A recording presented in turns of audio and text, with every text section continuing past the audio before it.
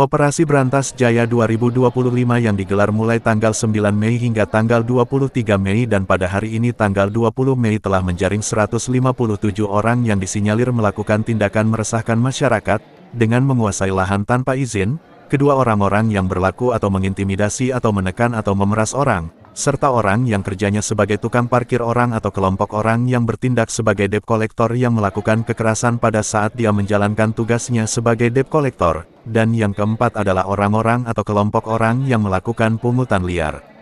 Hal tersebut diungkapkan Kapolres Metro Jakarta Timur Kombes Pol Nicholas Ari Lilipali SIK, MH, MC. Adapun kategori kasus yang kami tangani sebanyak 7 jenis. Yang pertama adalah pencurian dengan pemberatan, kedua pencurian dengan kekerasan, yang ketiga pencurian kendaraan bermotor, yang keempat perampasan barang, yang kelima pengeroyokan atau penganiayaan secara bersama-sama, yang keenam pemerasan atau pengancaman, dan yang ketujuh adalah membawa senjata tajam. Adapun rincian jenis kasus di atas, sebanyak 4 kasus curanmor sebanyak 1 kasus, perampasan barang sebanyak 2 kasus, pengeroyokan secara bersama-sama atau penganiayaan secara bersama-sama sebanyak 3 kasus, pemerasan atau pengancaman sebanyak 1 kasus, dan membawa senjata tajam sebanyak 7 kasus, bahwa orang-orang atau kelompok orang yang kami amankan selama 11 hari melakukan operasi Brantas Jaya ini adalah sebanyak 157 orang, dan yang ditahan di proses hukumnya sebanyak 20 orang dan sisanya sebanyak 137 orang akan dilakukan proses pembinaan. Ya, selamat siang rekan-rekan semua. Kami dari Polres Metro Jakarta Timur hari ini kita akan merilis hasil kinerja Polres Metro Jakarta Timur dan jajaran Polsek Jakarta Timur terkait dengan operasi Brantas Jaya 2025. Kami sampaikan bahwa operasi Brantas Jaya 2025 ini dimulai sejak tanggal 9 Mei dan akan berakhir tanggal 23 Mei. Dan pada hari ini sejak tanggal 9 sampai tanggal 20 Mei kami merilis hasil kinerja kita selama 11 hari berlangsung. Adapun yang dapat kami sampaikan bahwa perkara yang kita berantas antara lain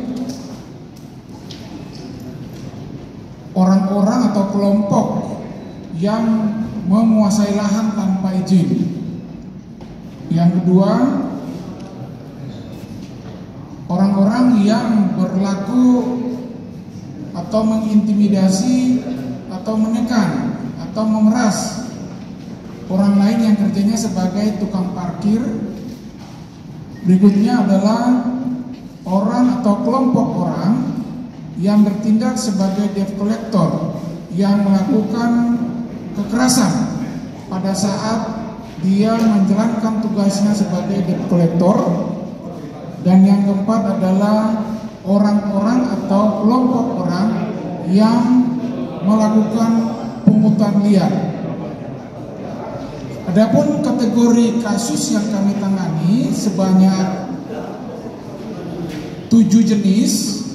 Yang pertama adalah pencurian dengan pemberatan. Yang kedua, pencurian dengan kekerasan. Yang ketiga, pencurian kendaraan bermotor. Yang keempat, perampasan barang. Yang kelima, pengeroyokan atau penganiayaan secara bersama-sama. Yang keenam, pemerasan atau pengancaman. Dan yang ketujuh adalah membawa senjata tajam. Adapun rincian jenis kasus di atas, curat itu sebanyak 4 kasus, curas sebanyak 2 kasus, curanmor sebanyak 1 kasus, perampasan barang sebanyak 2 kasus, pengeroyokan secara bersama-sama atau penganiayaan secara bersama-sama sebanyak 3 kasus, pemerasan atau pengancaman sebanyak 1 kasus dan membawa senjata tajam sebanyak 7 kasus. Kami sampaikan bahwa orang-orang atau kelompok orang yang kami amankan total selama 11 hari melakukan operasi Berantas Jaya ini adalah sebanyak 157 orang. 157 orang, dan yang ditahan di proses hukumnya sebanyak 20 orang. Dan sisanya sebanyak 137 orang akan dilakukan proses pembinaan. Nanti ditanyakan oleh rekan-rekan kenapa tidak ditahan, karena ada yang korbannya tidak mau melapor, terus tidak memenuhi unsur pidana, sehingga kita melakukan pembinaan.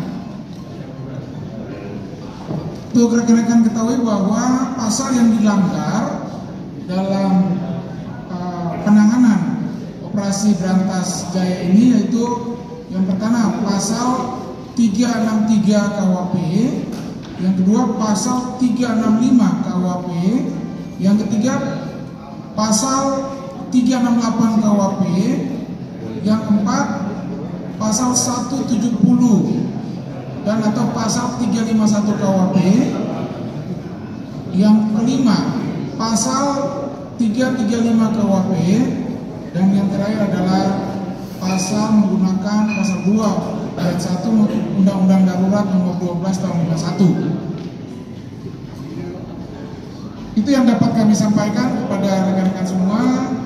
Kami berharap dengan operasi Berantas Jaya yang dilakukan oleh Polres Metro Jakarta Timur akan membawa dampak positif kepada perkembangan situasi Kamtibmas yang ada di wilayah hukum Polres Metro Jakarta Timur, sehingga Kamtibmas makin kondusif dan warga masyarakat tidak merasa resah terhadap perilaku oknum dari orang-orang tertentu ataupun kelompok tertentu yang mengganggu situasi Kamtibmas yang ada di wilayah hukum Polres Metro Jakarta Timur.